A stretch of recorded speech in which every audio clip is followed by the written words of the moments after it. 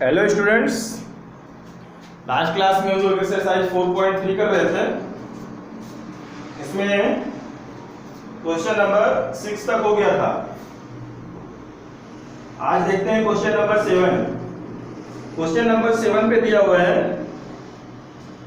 एक क्वेश्चन बड़ा सा है, आप लोग बुक में देखना। एक विद्यालय की कक्षा 9 की छात्राएं यामिनी और फातिमा ने मिलकर भूकंप पीड़ित व्यक्तियों की सहायता के लिए प्रधानमंत्री राहत कोष में 100 रुपए अंशदान दिया। दोनों ने मिलकर कितना दिया? 100 रुपए। किसने कितना दिया ये नहीं पता, बट दोनों का पैसा मिलाकर कितना होता है? 100 रुपए हुआ। ठीक है ना? 100 रुपए क्या किया? अंशदान दिया। एक रैखिक समीकरण लिखिए जो इन आंकड़ों को संतुष्ट करता हो। अब हमको एक लीनियर इक्वेशन बनाना है। आप उनका अंशदान x रुपए और y रुपए मान सकते हैं। मतलब एक को मान लो कि एक ने x रुपए दिया और दूसरे ने y रुपए दिया। ठीक है? क्वेश्चन नंबर ये आपका है 7 नंबर। हल लिखा हुआ है। ठीक है? माना कौन कौन है? यामिनी और फातिमा है। माना यामिनी ने रुपए x अंशदान किया तथा फातिमा ने रुपए y अंशदान दिया। यामिनी ने x रुपए और फातिमा ने y रुपए अंशदान दिया। ठीक है? अतः दोनों ने मिलकर कितना दिया भाई? दोनों ने मिलकर 100 रुपए दिया ना। इसने x रुपए दिए और फातिमा ने y रुपए। जैसे मान लो मैं और एक कोई दूसरे व्यक्ति ने मिलकर 100 रुपए दिए, तो मैंने मान लो 30 रुपए दिए और दूसरा आदमी भी मिला के कितना रुपए होता है? 100 रुपए। ठीक है? मैंने 30 रुपए तो दूसरा कितना देगा? 70 रुपए देगा। तो अब तो दोनों को मिला के कितना हुआ? 100 रुपए। तो इसको क्या करना पड़ा? हमको जोड़ना पड़ा, तब मिला के 100 रुपए होता है। इसी तरह यहां भी है। अतः x प्लस वाई, या प्रश्नानुसार आप लिख सकते हो अतः की जगह पे x प्लस वाई बराबर, सॉरी 0 नहीं, x प्लस वाई बराबर 100। ये हमारा रैखिक समीकरण बन गया। बनाना था ना? एक रैखिक समीकरण लिखिए जो इन आंकड़ों को संतुष्ट करता है। यह रैखिक समीकरण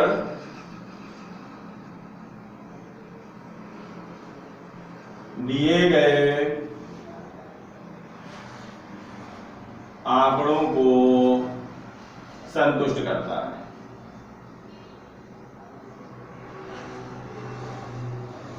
ये जो रैखिक समीकरण है इस आंकड़े को संतुष्ट करता है कि भाई x प्लस वाई बराबर 100 रुपए का दान दे दिया गया है।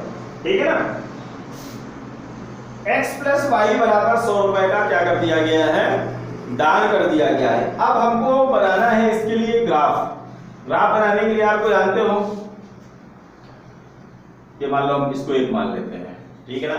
इस इक्वेशंस पे x और y किसी एक का मान रख के मान निकालते जाते हैं, तो समीकरण 1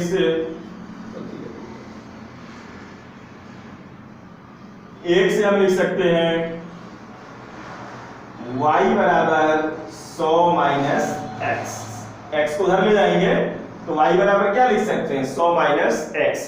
अब हम x की वैल्यू रखते जाते हैं, y का मान मिलता जाएगा। ठीक है? x बराबर 0 रखने पर y बराबर क्या हो जाएगा? 100 माइनस 0, और 100 में 0 घटाएंगे तो 0 ही आएगा।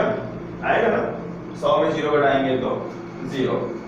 x बराबर 50 रख लेते हैं। अभी जो छोटा छोटा नहीं रखेंगे, बड़ा बड़ा मान रखेंगे। 100 लिखा हुआ है ना, इस तरह 10 20 40 50। तो y बराबर हो जाएगा अपना 100 माइनस 50, और 100 50 घटाएंगे तो 50। x बराबर 100 भी रख देते हैं। तो y बराबर कितना हो जाएगा 100 माइनस 100 100 और x की जगह क्या रख रहे हैं 100 तो 100 माइनस 100 और 100 में 100 घटाएंगे तो कितना हो जाएगा 0 हो जाएगा। ठीक है, ये हमने मान रख लिए। अब इससे की एक सारणी बना लेते हैं और फिर उसकी सहायता से ग्राफ बनाएंगे। ये सारणी इसके बाद, ठीक है ना, x y, x का मान 0 रखा, y 100 मिला, x 50 रखा, y भी 50 मिला, x 100 रखा, y 0 मिलेगा। अब इसके लिए ग्राफ बनाना है। ग्राफ बनाने के लिए वही ग्राफ कॉपी का इस्तेमाल करो आप लोग, ठीक है ना, ग्राफ पन्नों का इस्तेमाल करो। उसमें से ये ग्राफ कॉपी बनाओगे तो एकदम बीच से जाती हुई एक लाइन बीच कॉपी में, ठीक है ना। ये हो गया हमारा, ये हो गया हमारा x अक्ष, ये हो गया हमारा x डैश अक्ष, y अक्ष और y डैश अक्ष। ठीक है, देखो इसमें जो वैल्यू है 100 तक है, तो जो हम 1 2 मानते हैं इसको हम मान लेते हैं 10 10 का अंतराल। पैमाना लिख लेते हैं, पैमाना स्केल है ये, 1 सेंटीमीटर बराबर 1 सेंटीमीटर बराबर 100 अंक, सॉरी 10 अंक।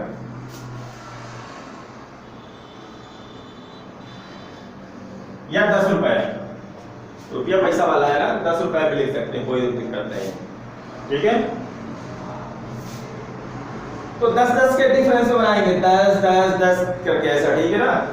तो y पे भी अधिकतम 100 है और x में भी अधिकतम 100 है, माइनस का कुछ है नहीं तो माइनस छोड़ देते हैं। तो एक काम करते हैं, माइनस जब है नहीं तो हम लोग y अक्ष को थोड़ा और इधर से बनाते हैं, यहां से बनाते हैं।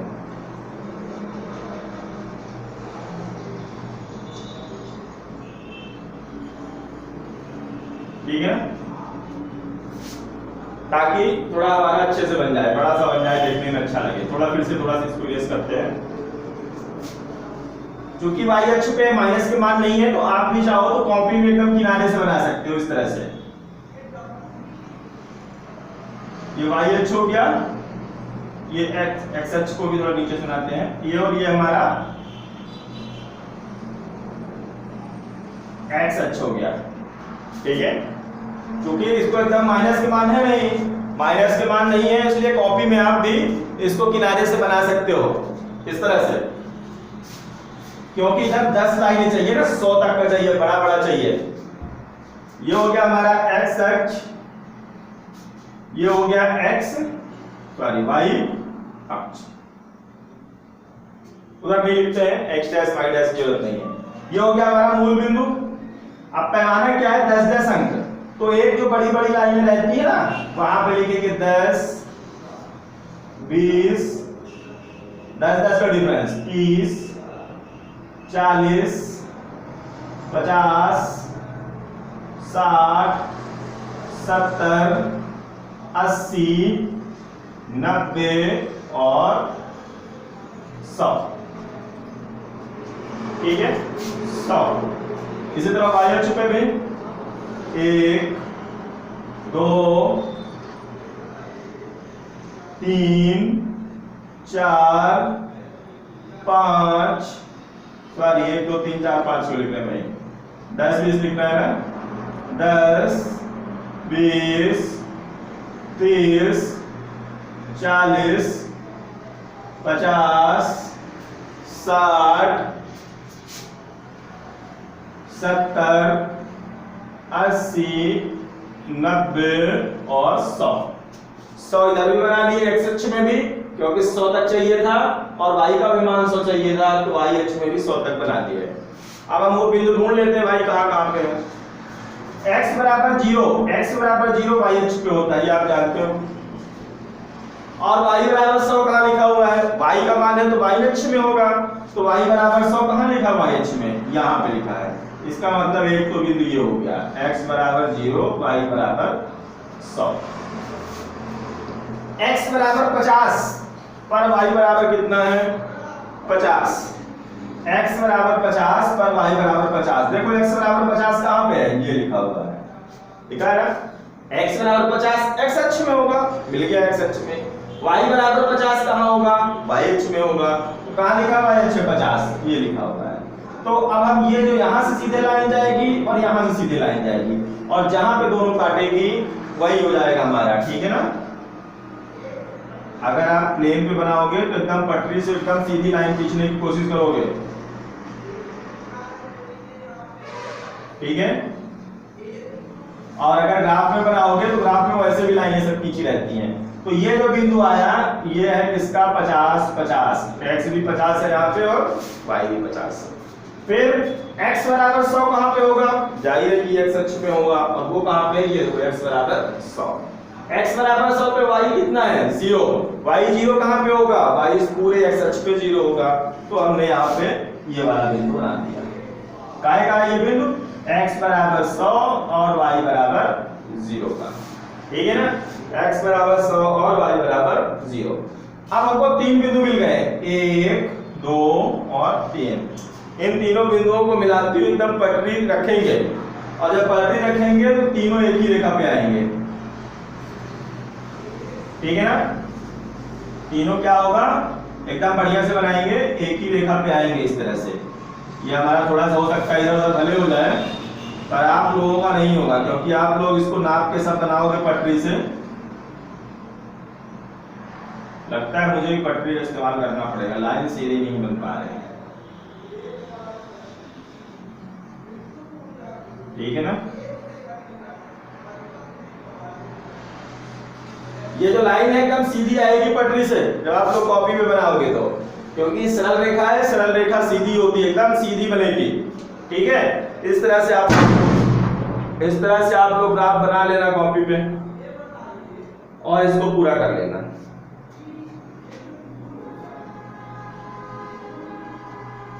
एक क्वेश्चन और है, उसको भी देख लेते हैं।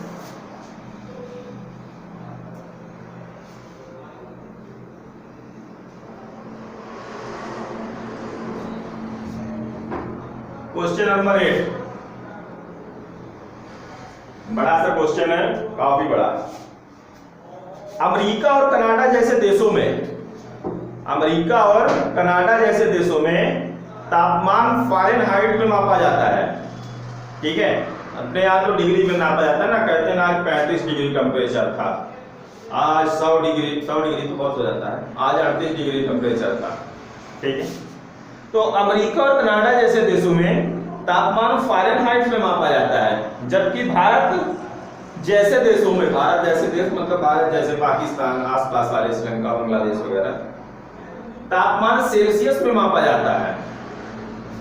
यहाँ पे फारेनहाइट और सेल्सियस में रूपांतरित करने के लिए एक रैखिक समीकरण दिया है आपको, एक रैखिक समीकरण दिया है, फारेनहाइट और सेल्सियस में दिया हुआ है, ठीक है। F इक्वल टू, F मतलब Fahrenheit equal to 9/5 into C plus 32। अगर सेल्सियस में दिया है तो आप इसको फारेनहाइट में कन्वर्ट कर सकते हो, अगर फारेनहाइट में दिया हुआ है तो सेल्सियस में टेम्परेचर निकाल सकते हो। अब करना क्या है, पहला, अब क्वेश्चन इसमें 4-5 तो दिए, क्या क्या करना है।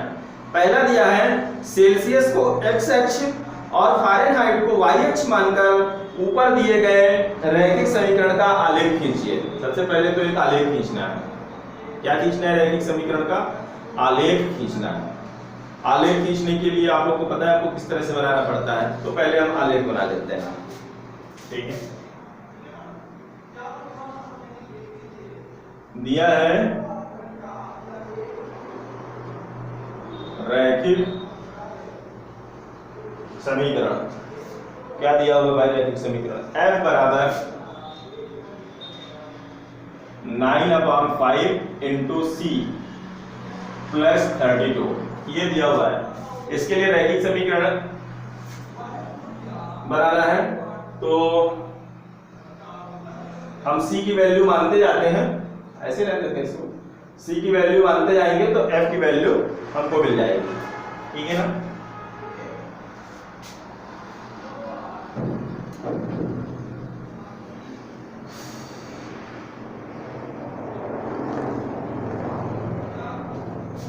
चलो रख देते हैं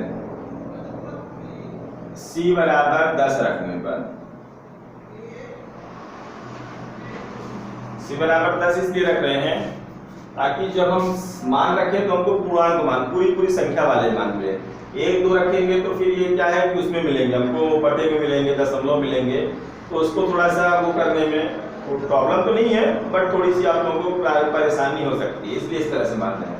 c बराबर 10 रखने पर f बराबर हो जाएगा 9/5, ये गुणे में है, इंटू पे है, गुणे 10 प्लस 32, तो ये हो जाएगा 9/5, सॉरी 5 एकम 5, 5 दूनी 10 कट जाएगा ना, 5 एकम 5, 5 दूनी 10, तो ये क्या हो गया 9 गुणे 2, 5 एकम 5, 5 दूनी 10, जब c बराबर 10 रख दिए तो 9 दूनी 18 और प्लस 32 और 18 32 जोड़ेंगे तो 50, तो f बराबर कितना आ गया, c बराबर 10 पर f बराबर 50।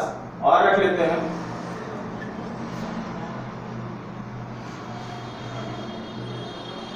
c बराबर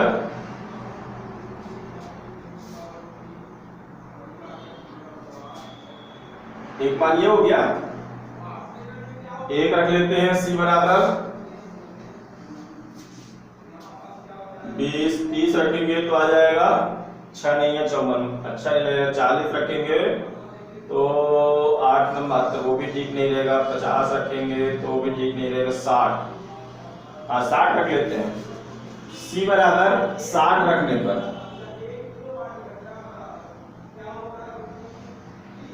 c की जगह 60 रखेंगे तो f बराबर क्या आएगा 9/5 गुणे 60, c की जगह पे क्या रख रहे हैं 60, 9/5 गुणे 60 प्लस 32, देखो 5 एकम 5, 12 पंचे 60 कट गया, 12 पंचे 60, बचा क्या 9 गुणे 12 और 12 में 9 का गुणा करेंगे तो 108 प्लस 32 और 108 में 32 जोड़ोगे तो कितना हो जाएगा 140। अब बहुत बड़े बड़े मान आने लगे, 140 बहुत ज्यादा हो गया, अब थोड़ा छोटा रख लेते हैं। c बराबर 0 रखने पर या c बराबर है माइनस में रख लेते हैं, -10 रख लेते हैं, -10 ठीक नहीं रहेगा। c बराबर अगर हम -20 रखें तो ये हो जाएगा हमारा 9 को 36 में 12 घटाएंगे वो भी ठीक नहीं है, और अगर 10 रखेंगे -10 तो -10 रखेंगे तो ठीक रहेगा, वैसे नहीं जाएगा ठीक। 30 रखेंगे तो भी नहीं, 40 अगर रखें तो हाँ 40 रख देते हैं। c बराबर 0 नहीं रखते हैं, -40 रख देते हैं, क्योंकि 0 रखने पे 32 आएगा, -40 रखने पे -40 रखेंगे तो f बराबर हो जाएगा 9/5 गुणे c की जगह पे -40 और प्लस 32, ये हो जाएगा 5 एकम 5, 5 अठे 40, तो 9 गुणे -8, 5 अठे 40 हो गया ना, 9 गुणे -8 -72, 9 8 72, -72 हो गया ना, बराबर है f बराबर -72 और प्लस 32, एक संख्या माइनस में है दूसरे प्लस में है तो घटाना ही पड़ेगा, तो घटा देते हैं, 2 में 2 घटाएंगे 0 और 7 में 3 घटाएंगे 4, बट -40, ठीक है। ये माना गया हमारा कितना -40, तो 3 मान पर्याप्त है, 1 2 3, इनकी एक साड़ी बना लेते हैं।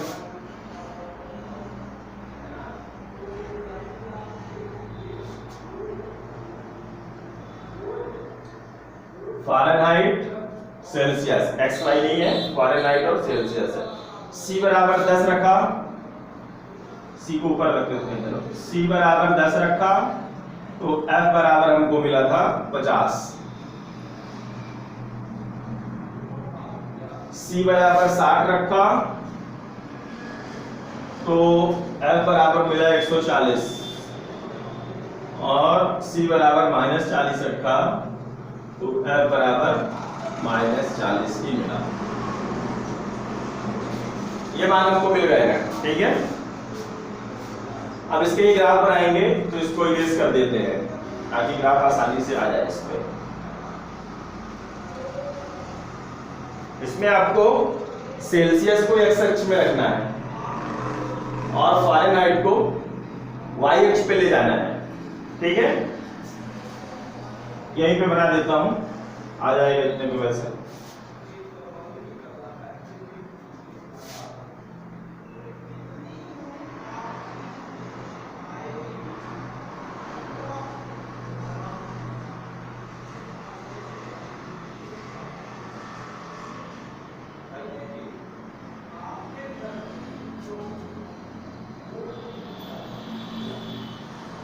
एक्स अक्ष, एक्स डैश अक्ष और वाई डैश अक्ष, ठीक है। अब देखो हमको क्या करना है, एक्स अक्ष और फ़ारेनहाइट को वाई अक्ष। तो इधर जो वाई अक्ष है इधर फ़ारेनहाइट रहेगा, ठीक है। आप चाहो तो किनारे पे, कॉपी के किनारे पे लिख सकते हो फ़ारेनहाइट इस तरफ, और इधर भी आप लिख सकते हो सेल्सियस।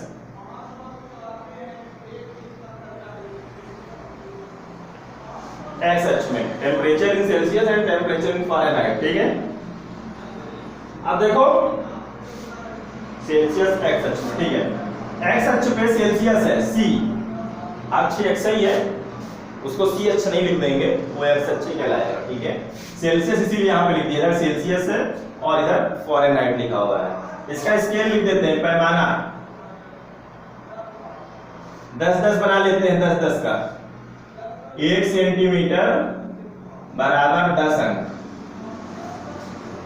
ठीक है। 10-10 पे बना लेते हैं। सी पे तो 60 ही है, एफ पे 140 तक बनाना पड़ेगा। 10, 20, 30, 40, 50, 60, 70, 80, 90, 100, 110, 120, 130, ये आप लोग लिख लेना, थोड़ा सा और करते हैं, और ये हो गया 140। थोड़ा नीचे से बनाइए एक ग्राफ कॉपी में, इतने होते हैं उसमें 18-20 लाइनें होती हैं, तो आ जाएगा बड़ी आसानी से। वाई अक्ष में नीचे की ओर -40 तक है, -10, -20, -30 और -40। ऐसा वही एकदम इक्वल डिस्टेंस पे हर लाइन पे 10, 20, 30, 40 लिखे हुए हैं, एक एक लाइन पे। ऐसा नहीं कि जहां मन पड़े वहां चिपकाते जाओ, एकदम इक्वल डिस्टेंस पे जो ग्राफ में लाइनें रहती हैं मोटी मोटी, उन पे लिखना है 10, 20, 30, 40, 50। नीचे भी उसी तरह से। एक्स अक्ष पे अधिकतम 60 है, तो इधर भी काम वही करना है, ऐसा नहीं इधर काम है तो बड़ा बड़ा दूरी दूरी लिख दो, उतनी डिस्टेंस पे 10, 20, 30, 40, 50, 60, 70, 60 तक था, हो गया 70 लिख दिया।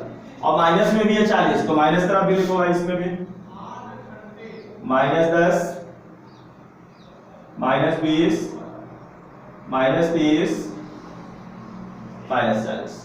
ठीक, कोई दिक्कत?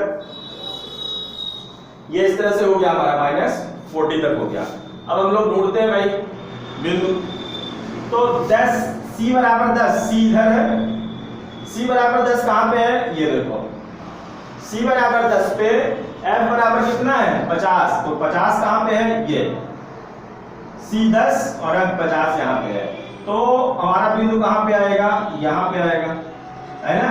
10 वाली लाइन पे और 50 वाली लाइन पे, इस तरह से यहाँ पे मिल जाएगा ना बिंदु, लाइन खींची रहेगी तो, ठीक है ना। ये हो गया हमारा बिंदु 10, 50 का। अगला 60 पर 140 है, 60 कहां पे है, C बराबर 60 और C कहां पे है, इधर पे है, ये सेल्सियस। C बराबर 60 यहाँ पे दिया हुआ है और उस पर F बराबर 140 यहाँ पे, मतलब एकदम 60 के सामने और 140 ये हो गया, और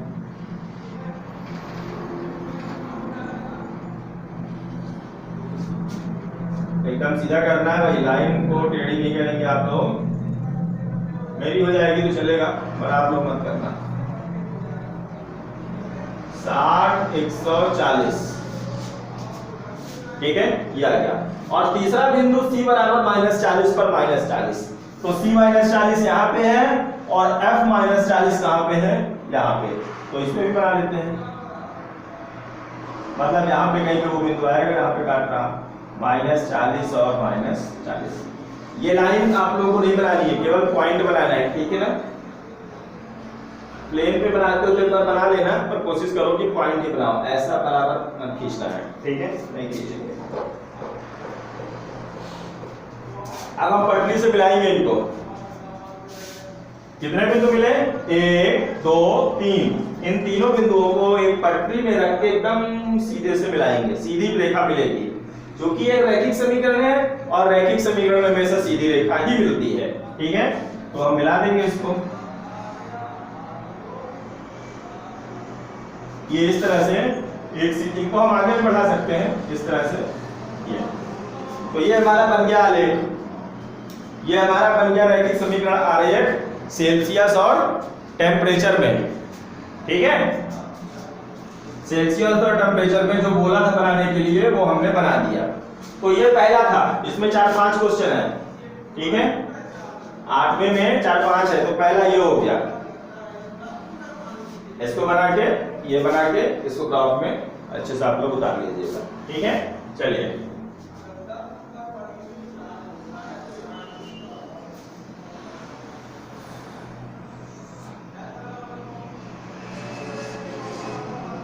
अब इसी में सेकंड है, दिया है यदि तापमान 30 डिग्री सेंटीग्रेड है तो फ़ारेनहाइट में तापमान क्या होगा, दिया है। दूसरा क्वेश्चन है कि यदि तापमान 30 डिग्री, यदि सेंटीग्रेड में 30 डिग्री हो तो फ़ारेनहाइट में क्या होगा। क्वेश्चन बुक से लिखना, हल। इक्वेशन क्या दिया था हमको, F बराबर 9/5 इंटू C प्लस 32, ये दिया है ना। हाँ, दूसरे वाले में लिखना है C बराबर क्या रखना है, टेम्परेचर 30 डिग्री, C बराबर 30 रखने पर, अंश बाद में बना लेंगे, C बराबर क्या रख देते हैं 30, तो F बराबर क्या आएगा, F बराबर 9/5 गुणे C की जगह पे 30 रख दिया प्लस 32, C बराबर 30 रखना है ना, 30 पे चेक करना है F कितना होगा, तो 5 × 5 5 × 30, 9 गुणे 6 प्लस 32, 9 में 6 का गुणा करेंगे 54 प्लस 32, और 54 प्लस 32 बराबर हो जाएगा 86। अगर C बराबर 30 रखेंगे तो F बराबर कितना आ जाएगा, 86 डिग्री, 86, ठीक है ना। ये हो गया हमारा सेकंड। फिर थर्ड दिया हुआ इसी में, यदि तापमान 95 डिग्री फ़ारेनहाइट है तो सेल्सियस में तापमान क्या होगा। इस बार फ़ारेनहाइट में दिया है तो आपको सेल्सियस में बताना है।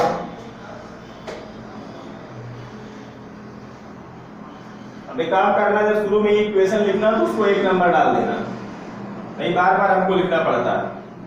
वहां से आप डायरेक्ट एक समीकरण 1 में C बराबर 30, समीकरण 1 में F बराबर इतना, यहाँ पे हमको हर बार लिखना पड़ता है। दिया है F बराबर 9/5 इंटू C प्लस 32। अब क्या करना है, F बराबर 95 डिग्री रखने पर F की जगह पे क्या रखना है, 95 रखना है, ताकि हमको C का मान मिल जाए, ठीक है। चलो रख के देख लेते कितना आता है।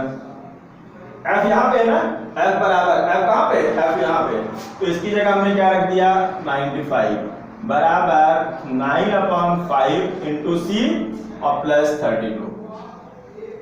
इसको हल करना है, हमने इसमें क्या रखा, f की जगह पे 95 रखना था, सवाल में लिखा था 95 रख दिया।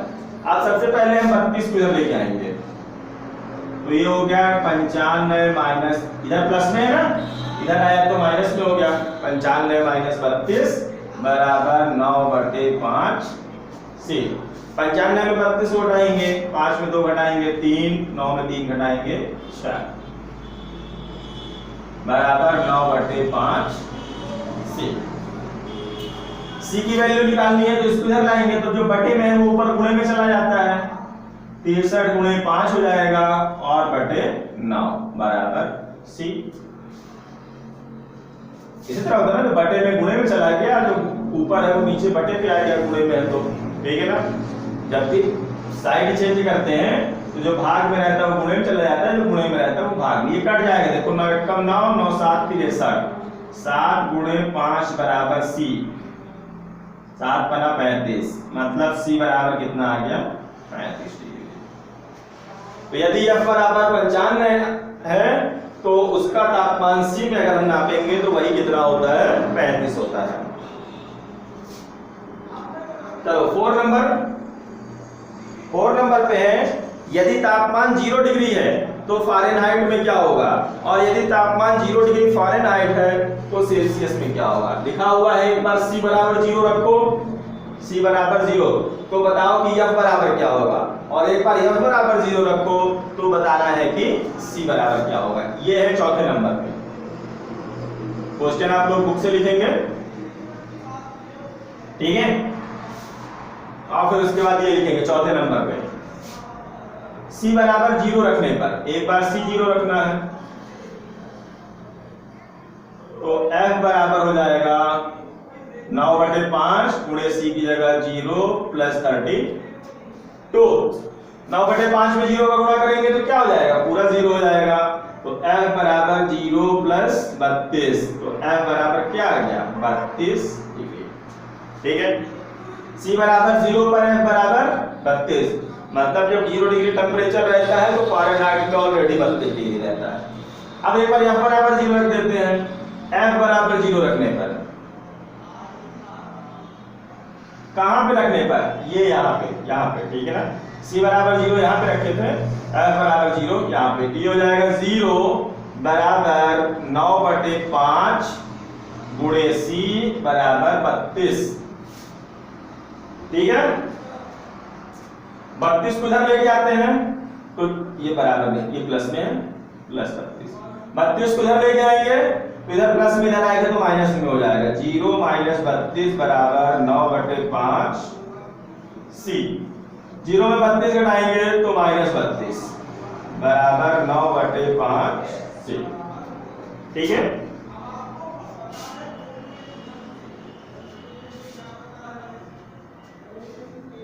फिर वही काम करेंगे, इधर c बचाना है क्योंकि c का मान निकालना है, तो इनको इधर लेके आएंगे तो क्या हो जाएगा ये भाई, ये हो जाएगा 5 ऊपर जाएगा गुणे में, ये हो जाएगा -32 गुणे 5 और 9 कहां चला आएगा बटे में, बराबर c। 32 में 5 से गुणा कर लेते हैं, 5 दूनी 10, 5 के 15, 15 1 16, -160 बटे 9 बराबर c, ठीक है। काट देते हैं कुछ, 9 दूनी 18 होता है, 9 1 कम 9 बचा 7, 9 बना 45 तो 6 जाऊंगा, 9 7 63 माइनस भी है और फिर से बचा 7, फिर 9 7 63, तो इसको हम इतना भी लिख सकते हैं, तो ये हो जाएगा c बराबर -17.7,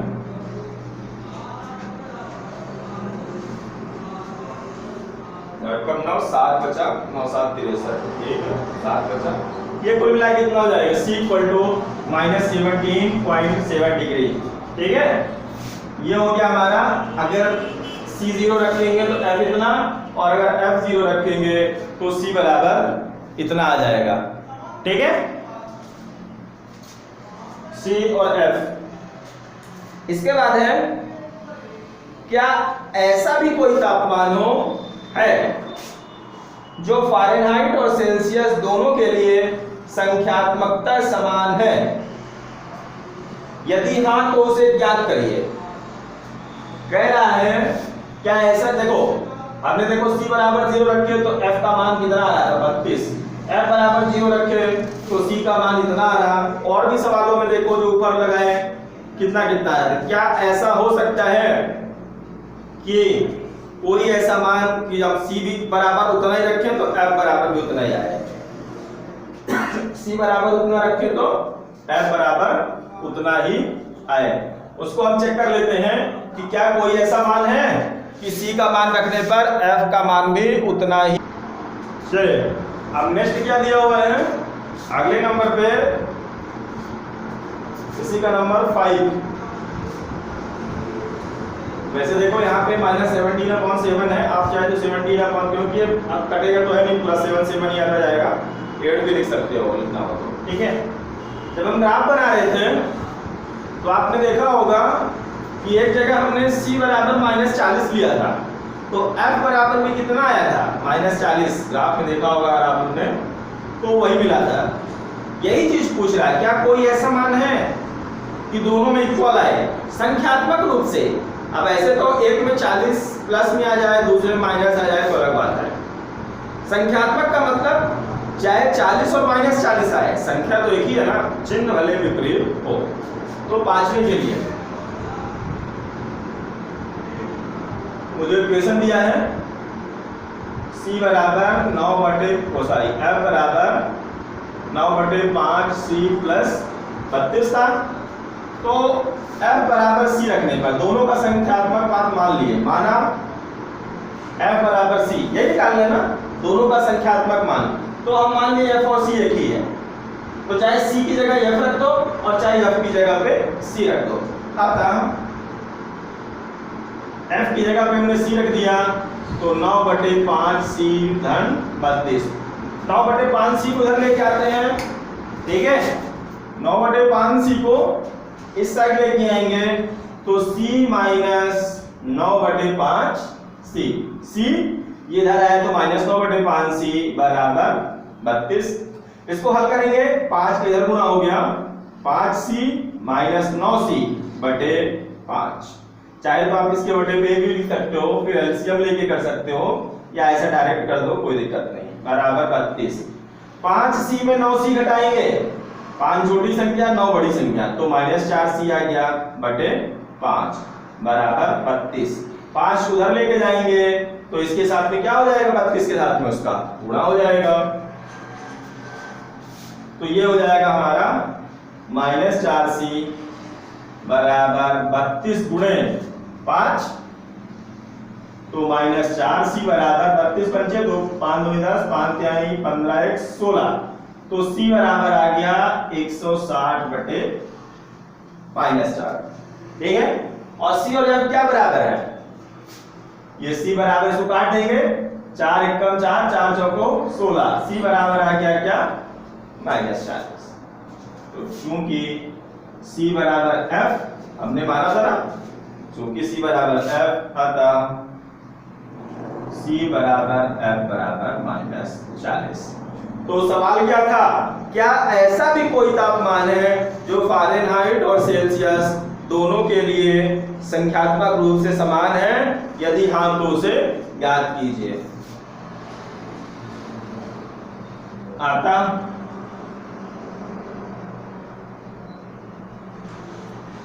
वह संख्यात्मक मान -40 है जिसके लिए फ़ारेनहाइट व सेल्सियस दोनों समान है,